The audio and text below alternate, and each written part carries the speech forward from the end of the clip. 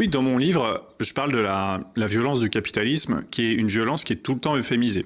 Moi, je dis c'est donner la mort par PowerPoint. C'est-à-dire que les personnes qui donnent la mort le font de façon indirecte, via des décisions, via des fichiers Excel, et tout en prétendant faire le bien commun. Et donc, il y a un exemple qui est vraiment paradigmatique.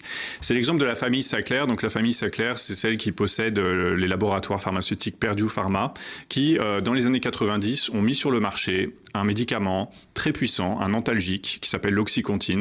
Et l'Oxycontin, c'est donc un opioïde qui a pour effet de soulager très vite les douleurs, certes, et c'est pour ça qu'il a eu autant de succès dans une société où l'arrêt maladie, c'est très compliqué à obtenir. Donc en fait, des gens, simplement pour pas perdre leurs soins, même quand ils se sont cassés le poignet, la jambe, que sais-je, en fait, ils ont besoin d'antidouleurs pour tenir. Sauf que cet antidouleur, il était extrêmement addictif.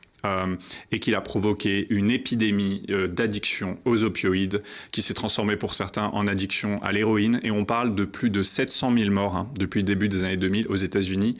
Première cause de mortalité avant les armes à feu, du fait de l'introduction de cette molécule dans les habitudes quotidiennes des Américains, parce qu'on est dans un système de santé très libéralisé, où il est possible pour une entreprise suffisamment puissante de mettre sur le marché un médicament. Et ensuite, malgré les alertes, parce qu'en fait, très vite, on a compris que ce médicament mettait les gens très très mal, qu'il les faisait mourir d'overdose, qu'il les rendait fous. Malgré tout ça, l'entreprise, plutôt que de décélérer, a fait appel à un cabinet de conseil, McKinsey, pour la conseiller dans une stratégie visant à continuer les ventes malgré l'explosion du nombre de morts pour pouvoir assurer des profits faramineux. Et ce qui est incroyable dans cette histoire, c'est que petit à petit, il y a eu des condamnations, etc. Mais la famille Sackler aux États-Unis, c'est encore une famille. Enfin, je veux dire, c'est pas des gens qui sont en prison, c'est encore des gens très riches et dont les proches disent eux-mêmes qu'ils ressentent pas spécialement de culpabilité. Donc cette affaire-là, en fait, un immense scandale sanitaire. Pour moi, elle est symptomatique et c'est la partie visible de ce que produit le capitalisme sur les questions de santé, mais on pourrait aussi parler de l'alimentation, on pourrait parler de l'agriculture, on pourrait parler de la pollution, on pourrait parler de la destruction de l'environnement.